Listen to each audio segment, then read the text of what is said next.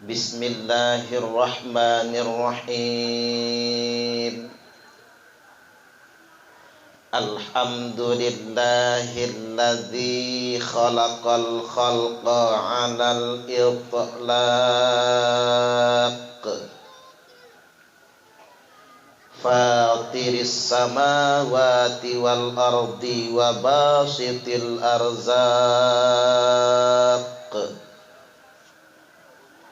Ashhadu an la ilaha illallahul malikul khallaq.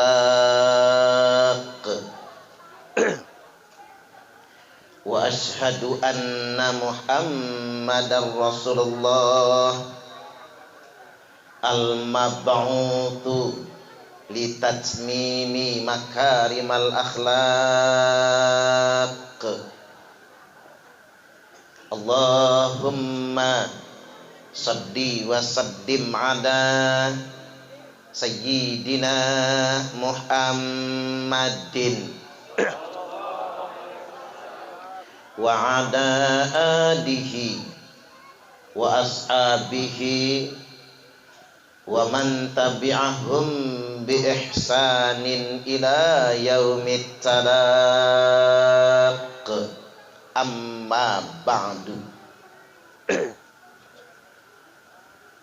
Yang saya hormati donatur Pondok Pesantren Bahrul Ulum Al-Muyassarah, Bapak Haji Darussalam beserta keluarga, Bapak Haji Endin Sarifuddin beserta keluarga. Orang dermawan itu masuk dalam kategori masuk surga duluan. Allahumma amin. Saya juga sedang bangun pondok di Fajar Baru. Itu yang wakaf tanah adik sepupu beliau, Pak Supriyadi, adik sepupu dari Bapak Haji Darussalam. Jadi beliau ini mau jadi calon bupati wali kota aja nggak jadi-jadi. Mungkin Allah nggak perkenankan. Allah perkenankan rezeki beliau, harta beliau memang untuk bangun pondok pesantren. Dan Pak Haji Darussalam berhajat membangun masjid sekaligus rest area di Kota Agung Tanggamus, menjadi tempat mampir para musafir, mewakili ikon Lampung. Mudah-mudahan Allah berikan kemudahan dan kelancaran. Allahumma amin. Selanjutnya yang saya hormati pengurus dan pimpinan Pondok Pesantren Bahrul Ulum, Ustadz Reza Rusyadi ya, yang ganteng. Saya setuju sama jambangnya itu. Kacamatanya smart, janggutnya banyak bidadari bergelantungan. Itu muka-muka begitu itu muka-muka idola para janda.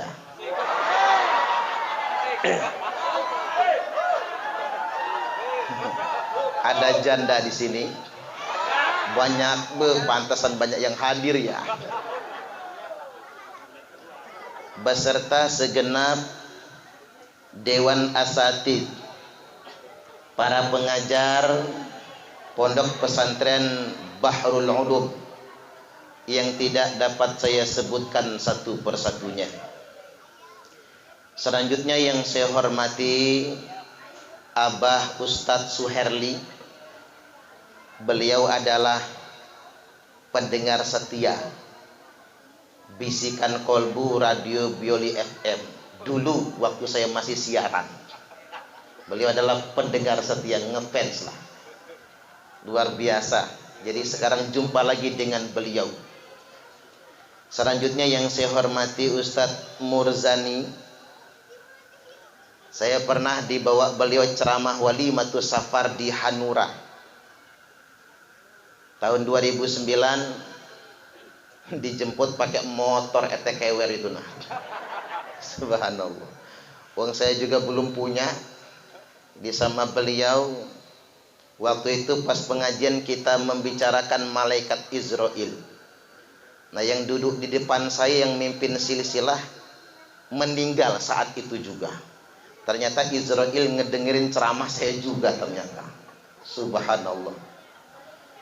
Selanjutnya yang saya hormati Ustadz Muhammad Sufi. Benar ya? Pokoknya saya salah ngedengar saja. Ustadz Muhammad Mista, qari kita. Ustadz Saripudin. Tadi Ustadz Arifin Ilham, adiknya Ustadz Murzani ya. Oh anak, kirain adiknya. Ustadz Arifin Ilham ini vokalnya bagus, itu suaranya bagus, itu suara penceramah itu. Pantas almarhum Kiai Arifin Ilham gak panjang umur, karena sudah ada penggantinya. Saya doakan Ustadz Arifin Ilham bukan cuman ngajar bahasa Arab, nahwu sorof, tapi nanti jadi penceramah kondang. Allahumma amin. Selanjutnya yang saya hormati dan kami banggakan ini. Tadi anak kita Susi, si milikiti ya. Saya ini jadi senang karena tugas ceramahnya nggak panjang-panjang lagi. Karena tadi Susi sudah pakai prolognya. Susi ini kepanjangannya habis nyusu mati. Mana Susi tadi? Maaf ya. Si Susi bagus ya, dikembangkan Susinya, ditingkatkan potensi, karena bicara di tengah khalayak ramai itu bukan sesuatu yang mudah. Butuh pembiasaan. Selanjutnya yang saya hormati para asatidz, oh ya, Ustadz Yaya Sunarya, sahabat saya.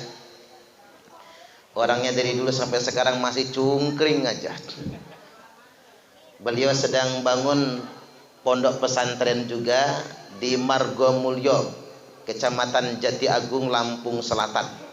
Semoga pembangunannya lancar, diberikan kemudahan dari Allah Subhanahu wa taala. Allahumma amin. Bapak-bapak dan ibu-ibu, ketua lingkungan, ketua RT, hadirin wal hadirat, jamaah peringatan Maulid Pondok Pesantren Bahrul Ulum. Apa kabarnya? Sehat? Alhamdulillahirabbil alamin. Sudah lama kita kangen dengan Maulid.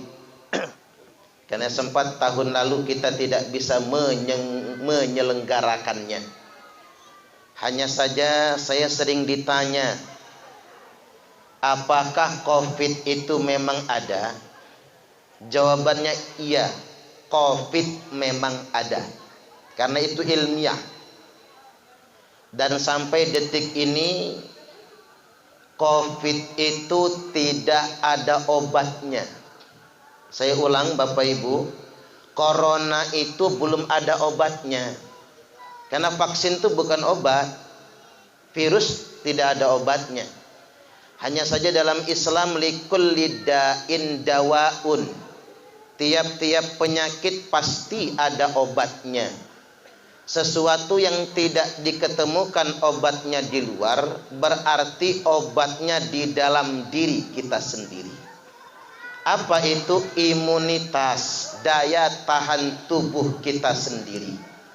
Maka yang harus kita kuatkan adalah daya tahan tubuh kita sendiri. Dan ingat, imun itu tergantung hati dan pikiran kita. Maka tenangkan hati, damaikan pikiran, maka mudah-mudahan kita kebal dari penyakit apapun. Allahumma amin. Maka kalau kata dokter yang di Jawa Timur, penyebab penyakit itu bukan makanan, maka jangan terlalu banyak pantangan. Tapi penyebab penyakit itu pikiran, dan pikiran yang paling membebani adalah cicilan. Setuju nggak, Bu? Makanya yang kena corona itu banyak yang karena banyak cicilan. Maka ibu-ibu berhenti nyicil. Ini emang enggak, rumah nyicil, mobil nyicil, motor nyicil, kulkas nyicil, seragam pengajian udah lunas belum itu? Oh, belum lunas ya. Allahu Akbar, ini sudah lunas Pak? Oh lunas ya. Seragamnya keren-keren, masa enggak lunas? Jadi Bapak Ibu rahimakumullah, kuncinya menguatkan imun adalah kebahagiaan. Makanya rata-rata yang kena COVID bawa ke rumah sakit mati. Karena ngapa? Gelisah, ketakutan, cemas. Makanya kalau ibu-ibu rasa-rasa kena COVID jangan ke rumah sakit. Hilang rasa, hilang penciuman. Cium minyak angin gak kecium, terasi gak kecium, duit kecium, panjang umur. Gak usah ke rumah sakit. Yang mati itu yang ke rumah sakit, karena di sana diisolasi, cemas dan ketakutan, hancur pertahanan dirinya, akhirnya sampai kepada ajalnya. Walaupun saya ingin menghimbau malam ini, kita itu prokes, protokol kesehatan. Artinya menjaga kesehatan itu tujuannya bukan agar tidak mati, tapi tujuannya agar tidak sakit. Setuju nggak kira-kira? Karena mati itu ajal, nggak mesti nunggu sakit, ya Pak ya. Jadi kita ini tugasnya cuma menjaga kesehatan, bukan lari dari ajal. Makanya saya sebel betul spanduk-spanduk di jalan itu ada orang nulis pakai masker harga mati, nggak pakai masker mati. Enak aja. Itu mah berlebih-lebihan. Kita ini memang wajib menjaga kesehatan, karena kita tidak boleh membinasakan diri kita sendiri. Makanya Nabi sallallahu alaihi wasallam bersabda, la ba'sa bil ghina liman ittaqa. Tidak mengapa orang bertakwa itu kaya, tidak mengapa orang solih itu kaya, tidak mengapa orang beriman itu kaya. Namun as-sihhatu liman ittaqa khairum minal ghina. Sehat bagi orang yang bertakwa lebih baik daripada kaya. Atau singkatnya, as-sihhatu khairum minal ghina. Sehat lebih baik daripada kaya. Setuju nggak kira-kira? Kita pakai perumpamaan begini Pak. Ada orang kaya, rumahnya mewah, fasilitasnya lengkap, mobilnya banyak, bininya cantik, jangan banyak ya. Bininya cantik, orangnya kaya tapi penyakitan. Makan apa aja takut, makan nasi takut, sambal pedas takut, sayur santan takut, daging kambing takut, makannya cuman tiwul. Zaman dulu Bapak Ibu yang makan tiwul itu orang gak kebeli beras, ya Pak ya. Zaman sekarang di Bandar Lampung yang makan tiwul orang kaya semua. Rumah-rumah makan yang jualan tiwul menunya Pajero, yang bawa Pajero yang makan, yang bawa Fortuner makan. Orang kaya makan tiwul, karena ngapa? Takut makan nasinya. Nah di samping rumah orang kaya ada orang melarat, rumahnya saja geribik, lantainya tanah, atapnya bocor, sekali makan 3 piring. Sayurnya nangka di santan kental, sambal terasi pedas, lauknya ikan asin sepiring, lalapnya triple, pete, jengkol, jaling. Kalau bahasanya Pak Haji Darussalam, petai, jehing, kabau. Makan nambah 3 kali, bersimbah keringat, buka baju, duduk di teras ngudut ji samsu. As-sihhatu khairum minal ghina, sehat lebih baik daripada kaya. Cuman saya ini tadi senyum-senyum sendiri. Anak kita Susi ceramah pakai bahasa Sunda. Saya mengerti, Pak Haji Darussalam gak ngerti. Itu apa katanya? Karena beliau Semendo, Susi Sunda. Cuman ada cerita di kampung saya, orang Semendo beli jengkol yang diurap itu. Jengkol apa namanya, Pak? Jengkol yang direbus itu, yang dagang orang Sunda. Kata orang Semendo, ini jengkolnya semangkok berapa? Kata orang Sunda, 5.000. Nah ini yang dibungkus daun apa? Sarwa. Harganya berapa? 5.000 juga. Ya sudah, ini jengkolnya 5.000, sarwanya 5.000. Bawa pulang ke rumah, istrinya nanya, itu apa dibeli ini? Jengkol sama sarwa, kata dia. Begitu dibuka oleh istrinya, oi, sarwa ini jering, jengkol lah, kata dia. Allahu Akbar. Gara-gara bahasa nggak pada nyambung kan. Makanya penting yang namanya akulturasi budaya, percampuran, persatuan, sehingganya kita sesama anak bangsa Indonesia saling mengenal bahasa dan tradisi satu sama lainnya. Akhirnya kita mewujudkan kebersamaan dan persaudaraan. Insya Allah. Baik Bapak Ibu hadirin wal hadirat rahimakumullah. Ini adalah jadwal maulid saya yang terakhir. Cuman saya minta izin ini. Kan sudah sering ikut maulid kan? Ceramahnya nggak usah tentang maulid ya. Yang bosan saya. Tiap ceramah maulid aja saya mau bahasnya. Udah sering kita bahas tapi tetap berkaitan dengan maulid, tetap berkaitan dengan apa yang dinasihatkan oleh Nabiullah Muhammad sallallahu alaihi wasallam. Pada kesempatan kali ini saya hendak menyampaikan tema, yakni hidup bahagia dunia sampai akhirat. Karena masalah orang di zaman modern ini kurang bahagia. Ini masalahnya. Bagaimana caranya agar kita mendapatkan bahagia dunia sampai akhirat? Yakni yang pertama, jaga sholat. Yang sederhana dulu. Nabi sallallahu alaihi wasallam ketika hendak wafat meninggal dunia, falamma jaa yaumul isnin min syahri rabi'il awal, tibalah hari Senin di bulan Rabiul Awal. Jadi Nabi itu lahirnya Senin, wafatnya juga hari Senin.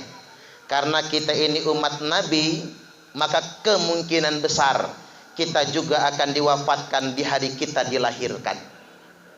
Ada gak Bapak Ibu yang lahirnya hari Kemis? Ada enggak? Kalau ada siap-siap besok Kemis soalnya. Jangan-jangan besok matinya.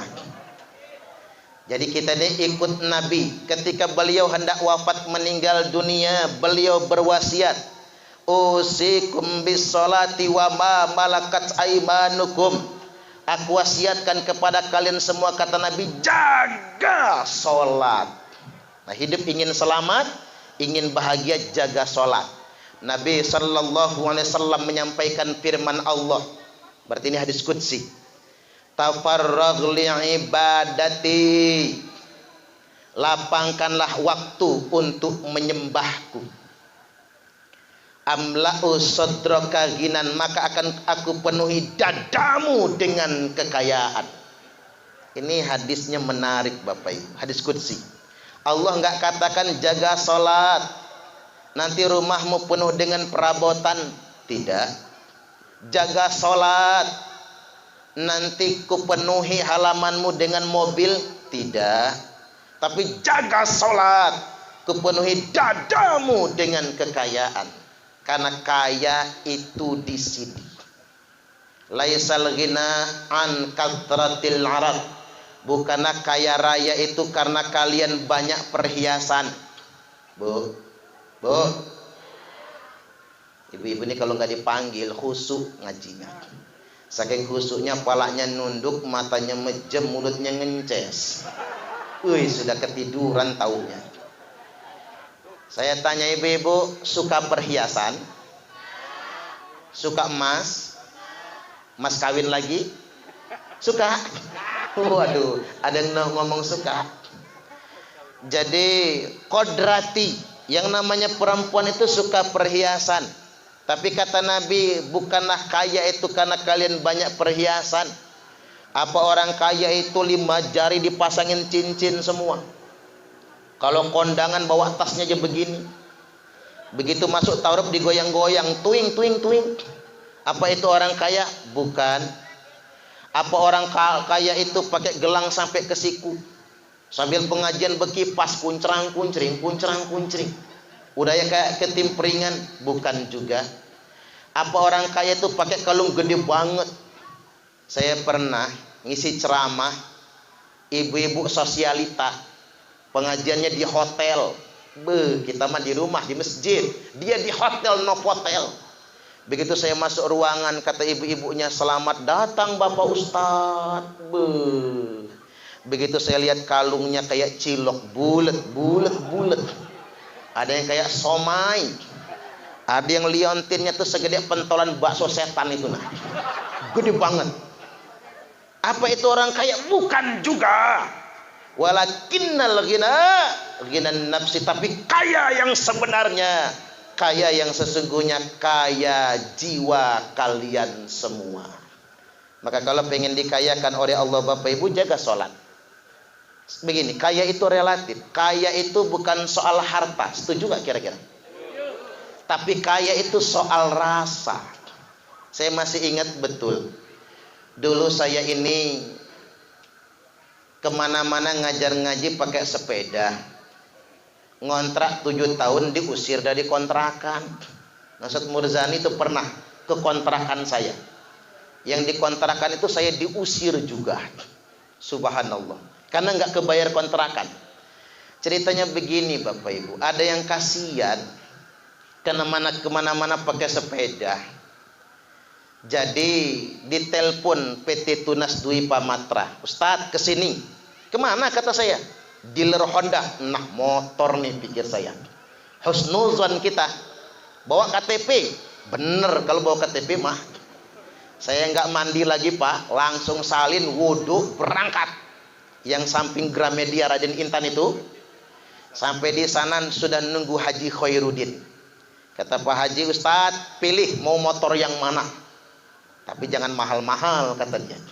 Padahal saya sudah ngelihat yang Supra X itu loh Pak. Karena ujungnya jangan yang mahal-mahal, saya tanya sama sales marketing, ini yang paling murah mana? Ini Fitz X.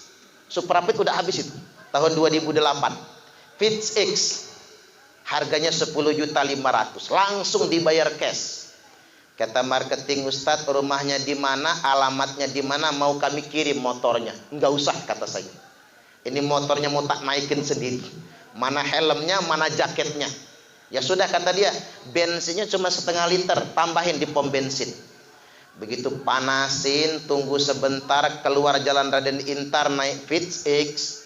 Disitulah saya merasa menjadi orang yang paling kaya di muka bumi ini.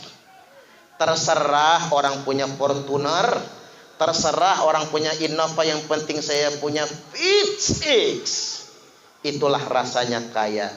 Betapa banyak Bapak Ibu orang mobil banyak tapi masih kurang. Betapa banyak orang motor 4 tapi tidak bahagia.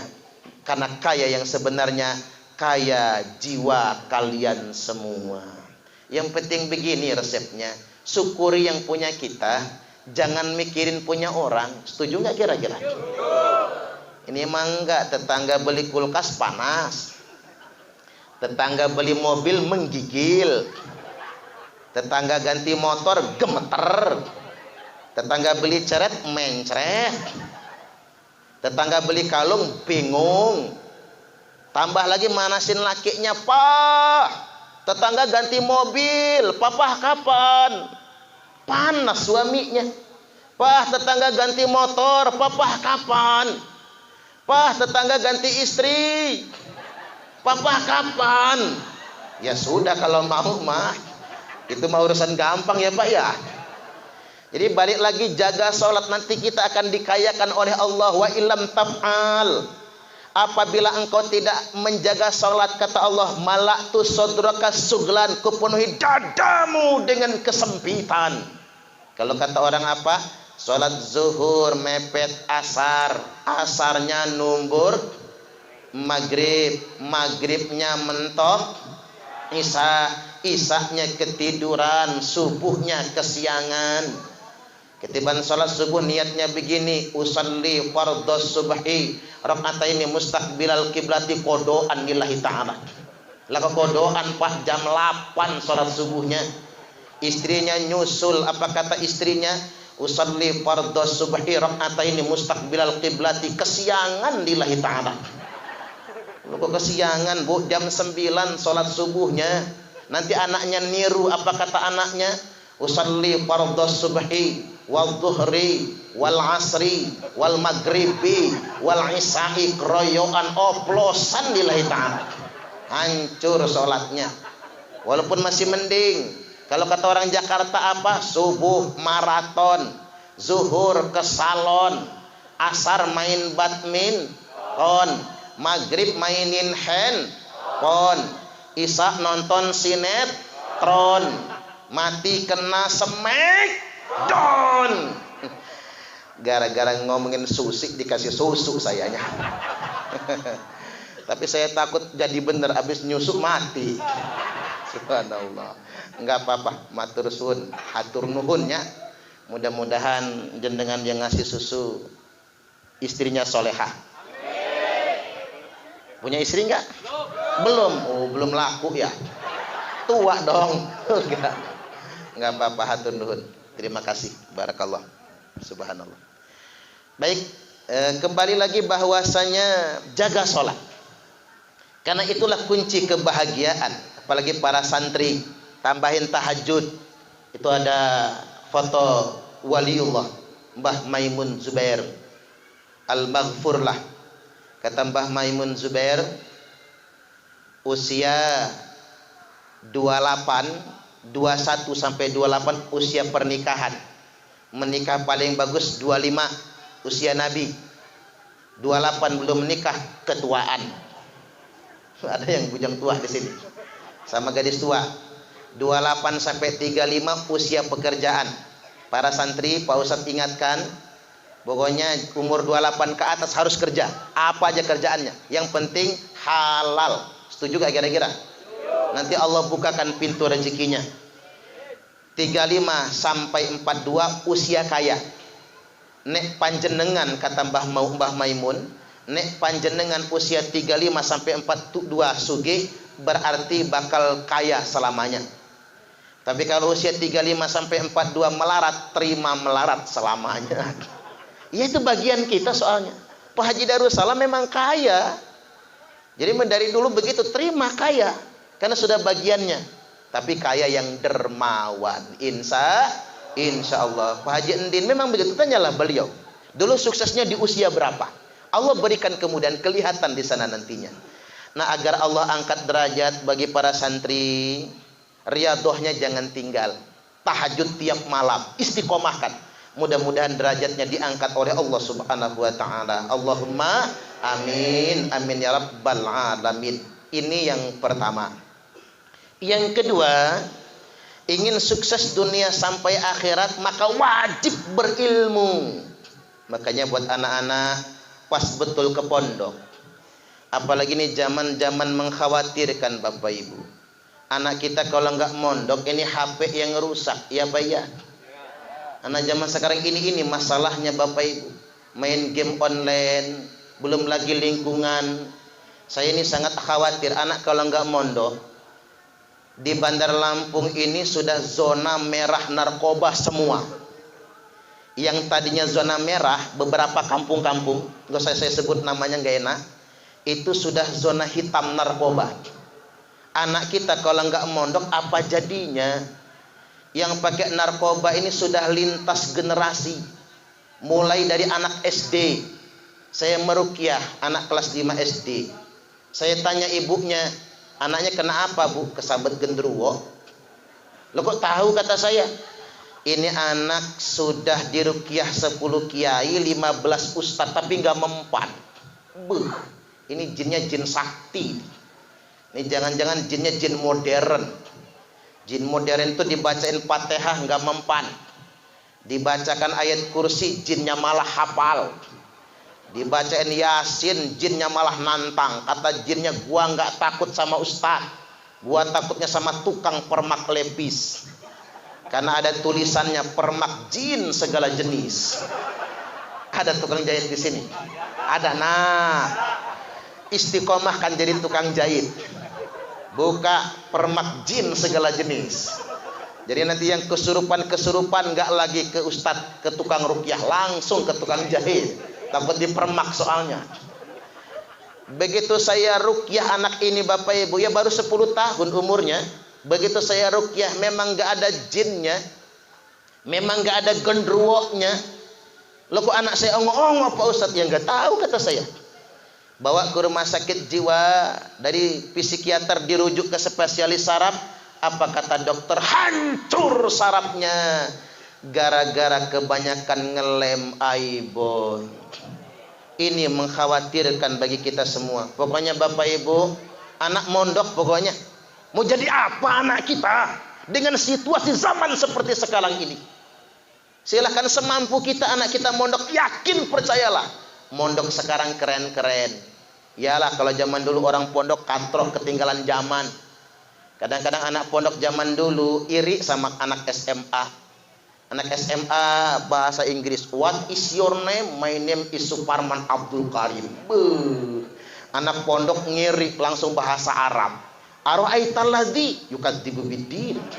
Fadzalikal ladzi yad'ul yatim wa la yahuddu 'ala ta'amil miskin. Anak SMA melongok hebat, anak pondok bahasa Arabnya fasih. Ya iyalah bahasa Arab itu. Itu mah dulu. Sekarang pondok mah keren-keren. Madarijul ulum, mondok berijazah negeri. Bahkan ma'had alinya kalah lulusan UIN, kalah Bapak Ibu. Bahkan mondok sekarang Pak bisa masuk fakultas kedokteran Unila. Hafal Quran bisa masuk akademi militer. Bisa masuk akademi kepolisian. Hafal Alfiyah Ibnu Malik, fakultas apapun bisa dia masuki. Saya kemarin ketemu dosen fakultas teknik sipil, hafal Quran 30 juz. Ternyata memang anak kiai. Hafal Quran 30 juz, hafal Alfiyah Ibnu Malik. Begitu kuliah masuk teknik sipil, keterima jadi dosen Unila. Subhanallah. Jadi pesantren nggak ketinggalan zaman. Anak kita harus mondok. Ini bahaya narkoba yang mengkhawatirkan. Kalau sudah rusak sarafnya nggak bisa lagi. Wih, saya ceramah ke lapas narkotika Pak, pada beler ngences, tes. Saya langsung ngebatin, nyambung nggak orang ini diceramahin. Kalau sudah kayak gitu nggak bisa lagi. Ini mengkhawatirkan. Bahkan narkoba ini sudah lintas profesi. Profesi apa saja sudah kena narkoba. Di Bandar Lampung ada lurah mimpin rapat sambil pakai sabu-sabu. Bandar Lampung. Camat tertangkap narkoba. Bupati di Sumatera Selatan ditangkap narkoba. Anggota dewan di Bandar Lampung tertangkap narkoba. Jaksa tertangkap narkoba. Hakim dari Lampung Barat di Pengadilan Negeri Lampung Barat tertangkap narkoba. Artis banyak. Ustadz enggak ada lah. Masa ustadz nyabu, pantesan ceramahnya kenceng banget, jamunya sabu-sabu ternyata. Ya nggak bisa. Artis pakai narkoba. Maka benar kalau kata orang bijak, artis dibayar mahal tapi malah ngerusak moral bangsa. Guru dibayar murah tapi dituntut memperbaiki moral bangsa. Coba di Indonesia ini gaji honor 300.000 sebulan, 200.000 sebulan. Betul apa betul? Oh, dendam banget ngomong betulnya. Iya Bu ya. Kadang-kadang buat pulsa aja nggak cukup. Sedangkan artis mahal. Coba lihat Via Valen. Cuman nyanyi sayang nganti memutih rambutku rak bakal luntur tresnoku pret. Cuma nyanyi segitu, 30 juta nyanyi nggak nyampe 5 menit. Kemudian siapa lagi? Siti Badriah cuma nyanyi satu lagu, emang lagi santi. Wah, saya juga bisa kalau mati dia. Habis. Ya. Ulang lagi, emang lagi santi. Cuman gitu doang, 30 juta nyanyi nggak nyampe 5 menit. Yang paling mahal itu Agnes Monica, artis termahal nomor 3 se-Asia. Nyanyi satu lagu 200 juta, nyanyi nggak nyampe 5 menit. Nah saya ceramah bengok di sini, nganti 1 jam nggak segitunya. Tapi ya ikhlas. Saya mah disangoni alhamdulillah, nggak disangoni ya kebangetan lah. Jauh-jauh dari Sukarame ke sini, nggak guyon. Balik lagi Bapak Ibu, artis dibayar mahal tapi malah ngerusak moral bangsa. Guru dibayar murah, dituntut memperbaiki moral bangsa, apalagi guru ngaji tambah murah. Subhanallah, guru ngaji membawa kehormatan Al-Quran. Makanya saya malu dengan guru ngaji, Pak. Guru-guru ngaji itu dikasih alhamdulillah, nggak dikasih juga nggak apa-apa. Karena mengapa? Dia menjaga kehormatan Al-Quran. Makanya saya doakan para guru-guru ngaji, Allah muliakan seluruh anak keturunan mereka. Allahumma amin, amin ya rabbal alamin. Balik lagi Bapak Ibu, anak kita kalau nggak mondok, belum lagi tadi pacaran. Hasil laporan Komite Nasional Perlindungan Anak Komnas PA tahun 2016, remaja Indonesia sebanyak 63,7%, remaja Indonesia sudah tidak perawan lagi. Subhanallah. Bu, ibu masih perawan nggak? Udah kadaluarsa ya Bu. Ini mengkhawatirkan bagi kita. SMP pacaran, SMA pacaran, mahasiswa pacaran, lebih-lebih dari suami istri. Ini yang mengkhawatirkan bagi kita semua. Maka dari itu selamatkan generasi kita, masukkan ke pondok pesantren. Insya Allah. Tapi kalaupun tidak mau Bapak Ibu, jangan dipaksa. Kirim ke guru ngaji. Oke nah. Kalau maunya SD, SMP, SMA atau Unila, tapi sepakat sama mama, sama bapak, kamu wajib ngaji. Antar anak ke guru ngaji. Abi, Umi, Ustadz, Ustadzah, titip anak kami. Mohon ajarkan Al-Quran. Kalau dia nakal marahin, kalau dia ngelawan gebuk pantatnya kami ikhlas. Tapi kalau dia goblok mohon sabar. Mungkin keturunan, nggak jauh beda sama bapaknya, apalagi emaknya. Iya juga ya. Makanya Bapak Ibu kalau anak goblok jangan diciwitin ya. Keturunan itu genetik. Makanya gini Pak, gara-gara sekolah daring anak-anak jadi rusak semua sekarang ini. Karena gurunya emaknya sendiri. Suruh guru di sekolah yang di YouTube itu kan, yang di YouTube di media sosial itu, suruh gurunya ngapalin Pancasila. Emaknya yang ngedikte Pancasila kata anaknya. Satu ketuhanan yang Maha Esa. Apa kata anaknya? Ketuhanan yang Mana Esa. Yang Maha Esa, yang Mana Esa, diciwitin anaknya. Lama-lama rusak, tambah goblok anaknya. Walaupun kalau kata guru saya, pada hakikatnya tidak ada orang bodoh, yang ada itu orang malas. Karena sebodoh-bodoh manusia kalau rajin belajar, pinter juga. Sepintar-pintar manusia kalau malas akhirnya goblok juga. Oleh karena itu kirim anak ke guru ngaji. Titip anak kami, ajarkan Al-Quran. Kalau dia nakal marahin, ikhlas kami. Kalau dia ngelawan, gebuk pantatnya, kami ikhlas. Nah sebelum pulang pamitan, ngerogoh kantong ini Ustadz, DP-nya 5 juta. Ada di Harnas. Kiamat. Aduh, ini mah SPP Sahriyah ngaji cuman 10.000 sebulan, 6 bulan nunggak nggak bayar. Allahu Akbar. Bapak Ibu rahimakumullah, yakinlah pengorbanan kita buat anak ngaji itu dihitung pahalanya pahala sedekah yang nilai pahalanya bitis imiati alpin sampai 900.000 kali lipat.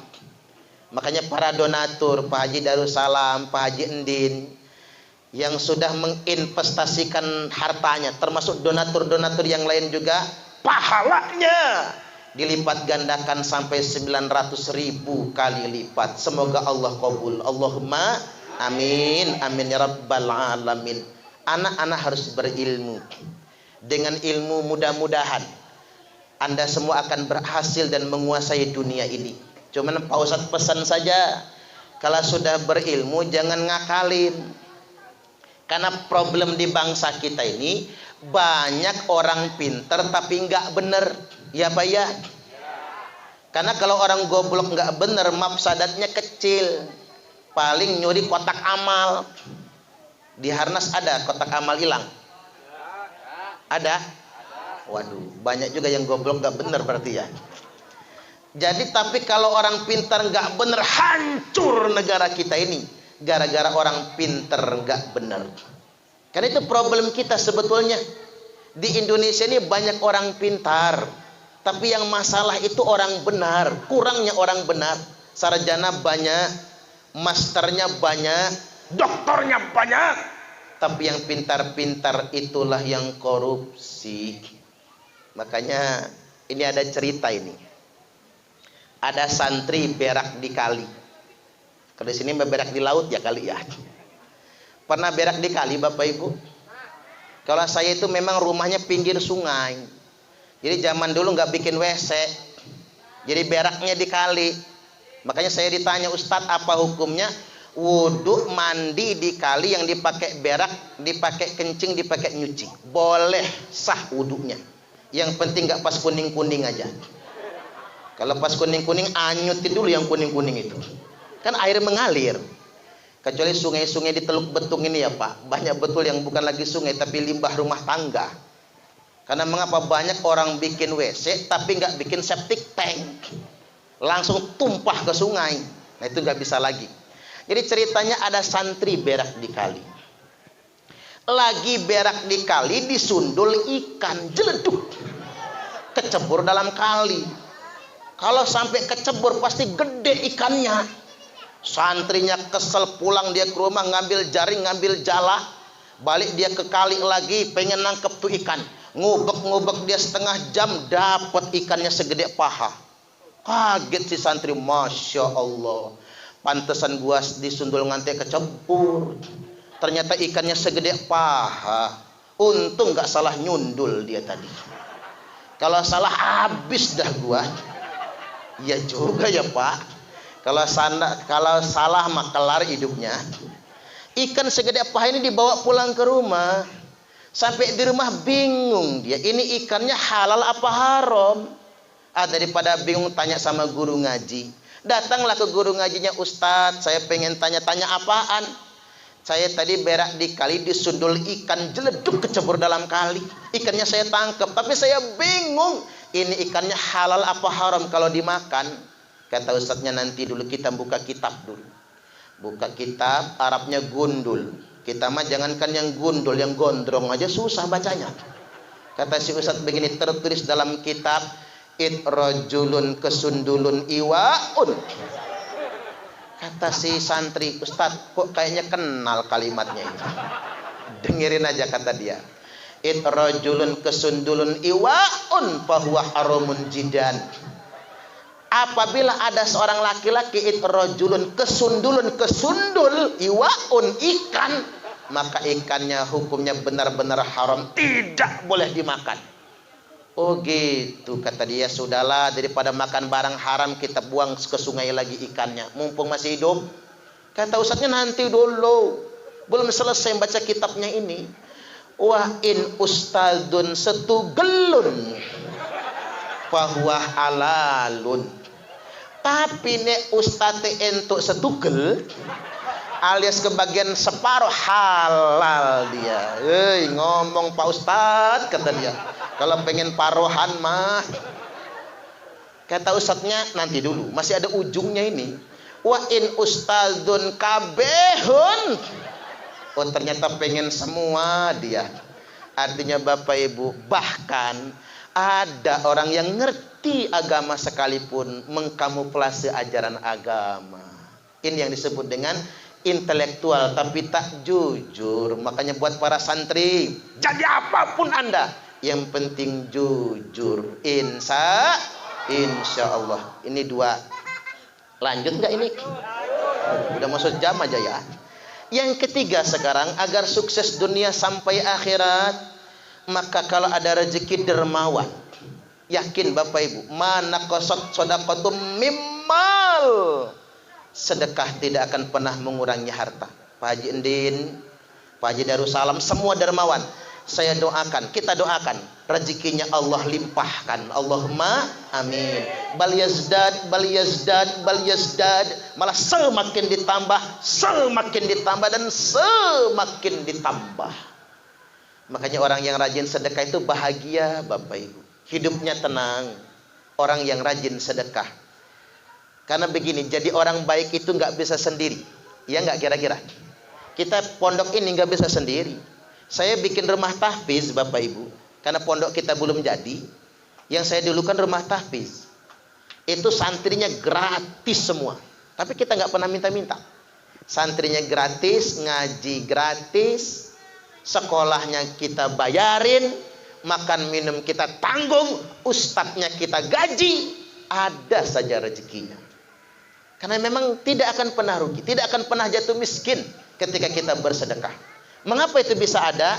Karena bareng-bareng, patungan. Sedekah nggak bisa sendirian. Makanya begini, saya pakai logika begini. Suami dermawan, tapi istrinya pelit, nggak jadi. Ada nggak istri pelit? Yang mana? Yang mana orangnya? Nggak jadi. Atau dibalik, istrinya dermawan, lakinya pelit, nggak jadi. Maka ada kejadian, suaminya mau berangkat Jumatan, ngomong sama bini, mah mau Jumatan, masukin duit ke baju koko, nanti kotak amal lewat, tinggal masukin. Malu kalau nggak sedekah, masukin sama istri. Begitu mau masuk pintu masjid, si suami periksa dulu di kantong. Begitu dirogoh kantong, keluar yang warna biru. Berapa itu Bu? Berapa? 50.000. Enggak jadi si laki masuk masjid. Pulang ke rumah lagi, mah bengak-bengok. Apa kata istrinya? Katanya Jumatan. Enggak, tadi duit yang dimasukin di kantong berapa? Ya 50.000. Kebanyakan ini mah. Tuker. Tuker yang 5.000 enggak jadi kalau punya laki pelit. Suami dermawan, sudah ngurangin uang belanja, enggak jadi. Atau dibalik, suami dermawan, bini pelit, tambah enggak jadi. Kata Imam Hasan Al-Basri, sedekah makanan lagi ngaji, itu nilainya bisa membuang 70 setan dari aliran darah kita.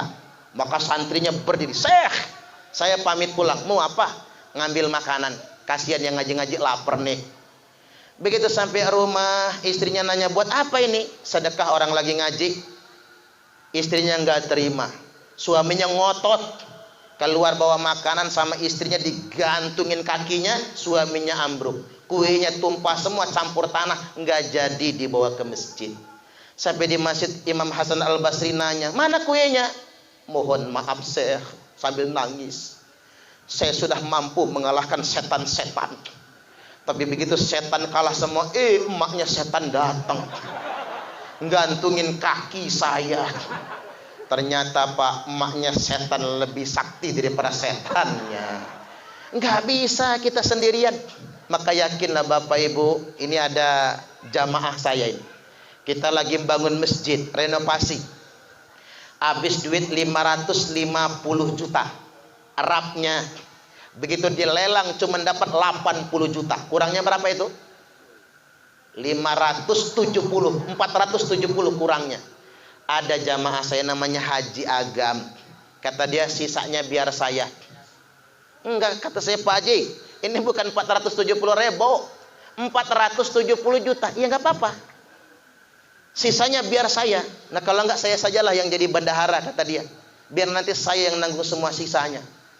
Saya langsung melongo, Pak. Kalau saya punya uang 470 juta, mending kawin lagi. Ini bisik-bisik ini, Pak. Kedengaran nggak, Bu? Ya mending kawin lagi lah. Dia infakkan untuk masjid, tapi luar biasa rezekinya lancar. Usaha apapun berhasil. Ibarat kata jualan upil aja laku dia.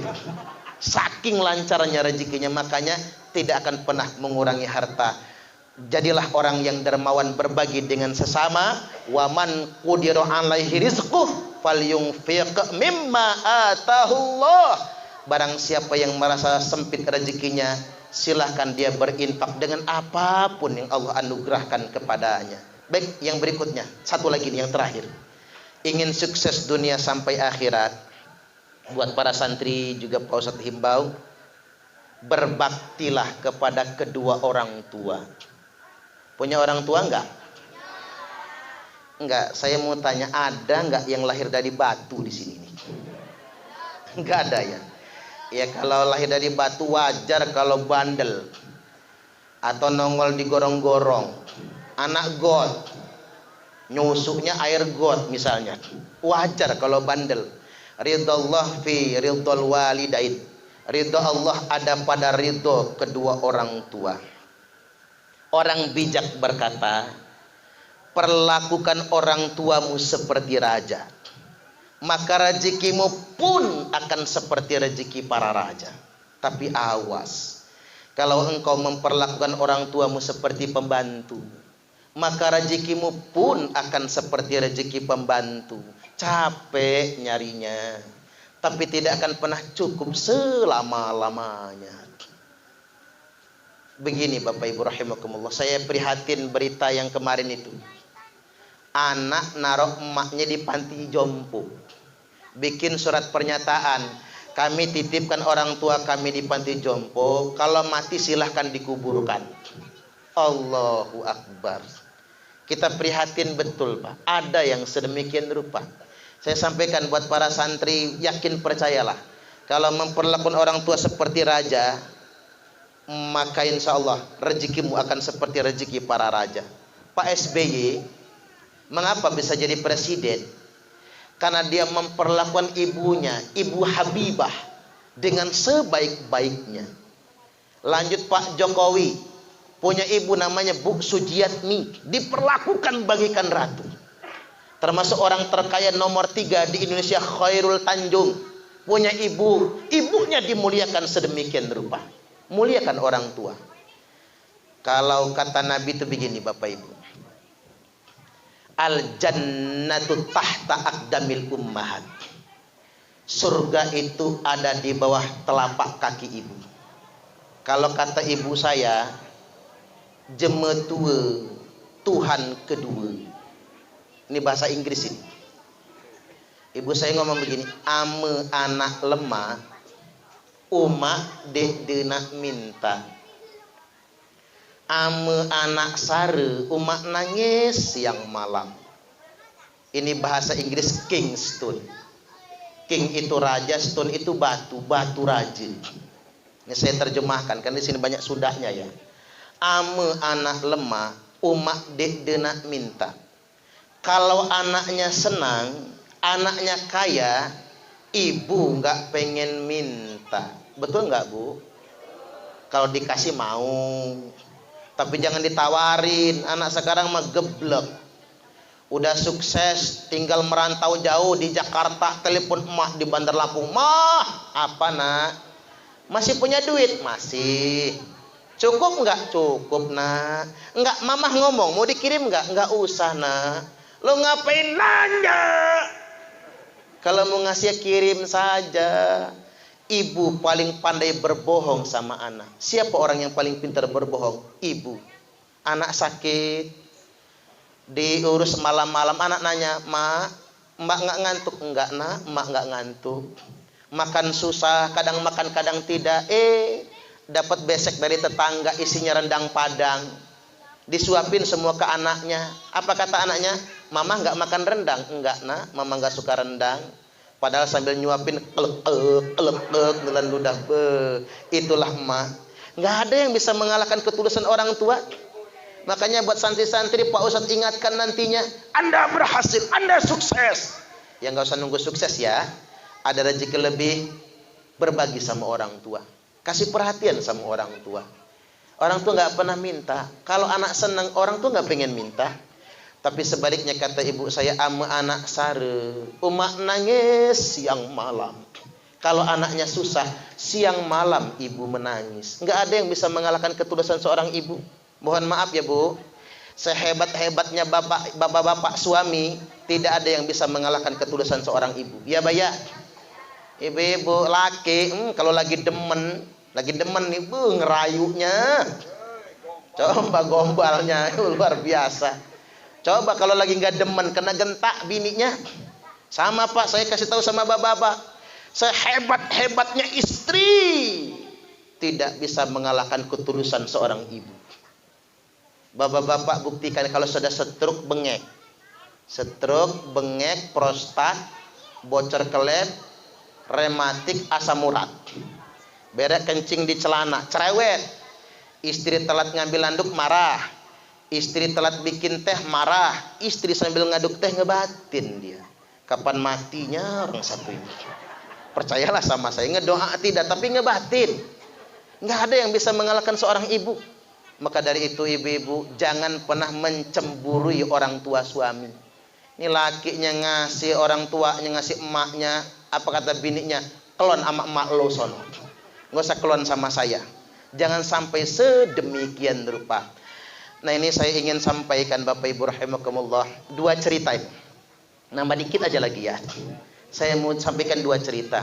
Cerita pertama, kejadiannya di zaman Nabi. Ada sahabat yang namanya Alqamah. Alqamah ini mau mati tapi nggak mati-mati. Kata Nabi, mana istrinya? Panggil istrinya, datang. Kata Nabi, apa dosa lakimu kok nggak mati-mati? Kata istrinya, setahu saya ya Rasul, suami saya ini sholat 5 waktu paling rajin ke masjid, tahajud tiap malam, puasa Senin Kemisnya rajin, kalau berangkat jihad di barisan paling depan untuk menghancurkan pertahanan musuh. Cuma nasibnya saja nggak mati di jalan Allah. Kata Nabi, emang apa dosanya? Kata istrinya Nabi, jangan-jangan emaknya belum memaafkan kesalahannya. Yang ngomong dari tadi kata Nabi, jemput umat tuh ibunya. Ketika dijemput kata Nabi, Bu, ini Alqamah anak ibu. Betul Nabi, minta izin, mohon maafkan Alqamah, karena Alqamah nggak bakal mati kalau ibu nggak memaafkannya. Apa jawab ibunya? Demi Allah dan Rasulnya, saya belum bisa memaafkan Alqamah Nabi. Bu, ini Alqamah anak ibu, ibu yang ngandung, ibu yang melahirkan, ibu yang menyusui dan membesarkan, masa tega nggak memaafkannya? Kata ibunya, justru itu ya Rasulullah, saya yang capek mengandungnya, saya yang sakit ketika melahirkannya, saya yang lelah menyusui dan membesarkannya, saya belum bisa memaafkan Alqamah. Bu, memang apa dosanya Alqamah sampai ibu tidak bisa memaafkannya? Kata ibunya, bagaimana saya akan memaafkan Alqamah ya Rasul? Alqamah ini tega-teganya memisahkan saya dari rumahnya, hanya gara-gara dia terlalu sayang sama bininya. Oh, ternyata bininya Alqamah ini model mantu yang gak suka mertua. Zaman sekarang ada mantu yang gak suka mertua? Yang mana? Yang mana orangnya? Saya pengen tahu mukanya kayak apa tuh orang ya. Tega niat. Bu, jangan terlalu berlebihan, bukan jenengan yang melahirkan suami, emaknya. Maka kata Nabi, man faddala zaujatuhu ala ummi, barang siapa yang melebihkan istrinya sendiri daripada ibu kandungnya. Dengerin tuh bapak-bapak, dengerin ya. Ini bini dielus-elus, emak diabaikan. Betapa banyak orang tua menangis dalam kesendirian, terabaikan dari anak-anaknya. Anak mak, mak sakit. Ya mak, sebentar nunggu cicilan mobil selesai dulu. Keburu mati maknya. Ingat bapak-bapak, jangan pernah abaikan kalau masih punya orang tua. Kadang-kadang bini dielus-elus, orang tua diabaikan.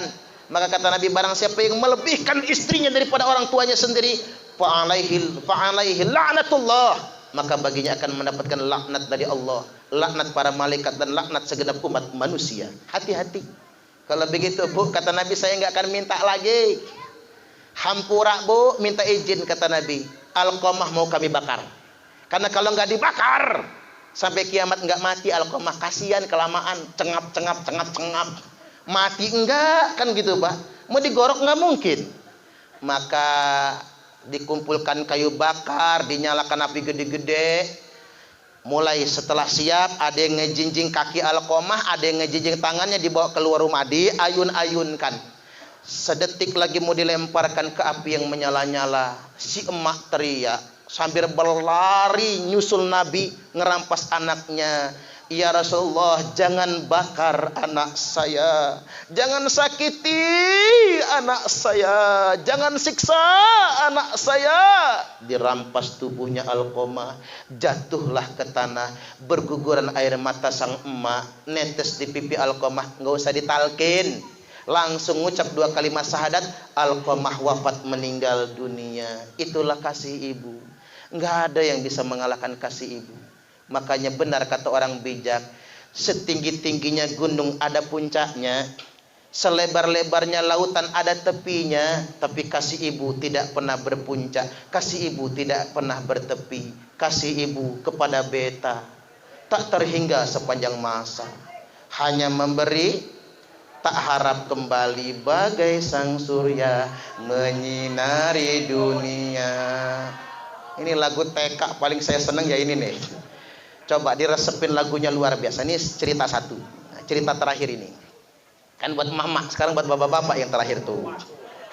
Enggak, buat menghibur bapak-bapak. Begini, buat anak-anak juga Pak Ustadz ingatkan, jangan pernah abaikan jasa bapakmu.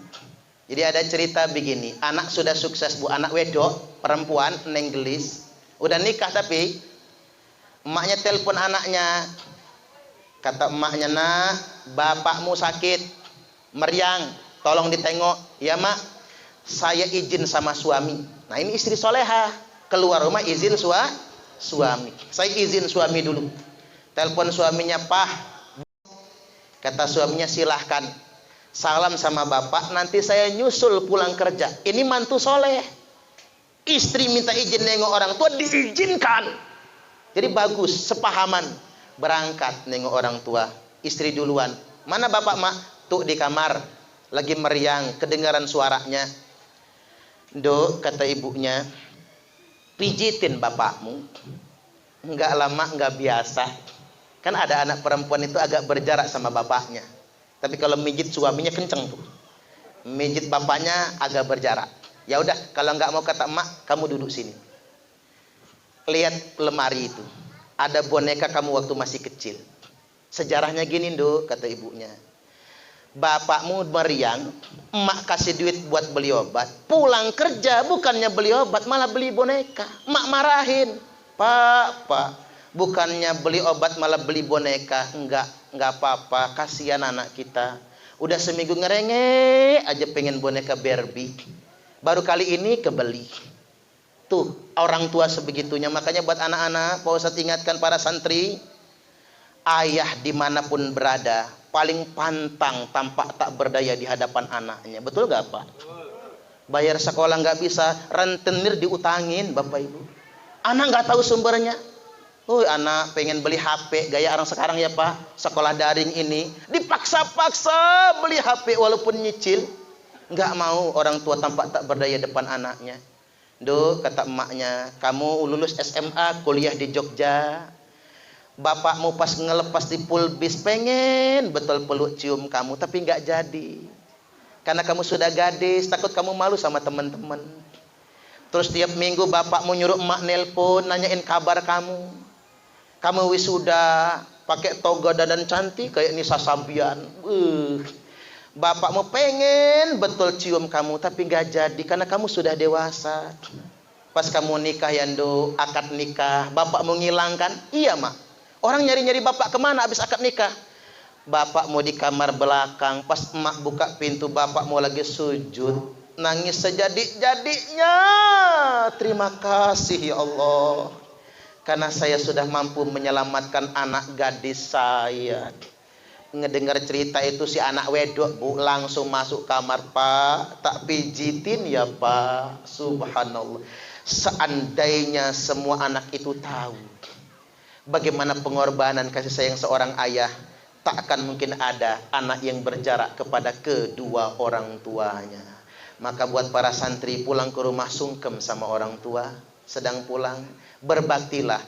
Anda bagaimanapun sudah mandiri nantinya, muliakan orang tua, maka rezekimu akan seperti rezeki para raja. Maka sukses dunia sampai akhirat nantinya. Allahumma amin, amin ya rabbal alamin. Segitu saja dulu. Mudah-mudahan ini semua bermanfaat. Dan buat para santri istiqomah, bukan istiqomah ya. Istiqomah selalu belajarnya. Maka yakinlah, man jadda wajada. Barang siapa yang sungguh-sungguh pasti akan mendapatkan hasilnya. Demikian dari saya, kurang lebihnya mohon maaf dan kepada Allah Ta'ala mohon ampun. Ini mau pakai pantun gak ini kira-kira? Pantun aja ya. Hidup terasa menyakitkan tanpa kehadiran seorang kekasih. Cukup sekian dan terima kasih.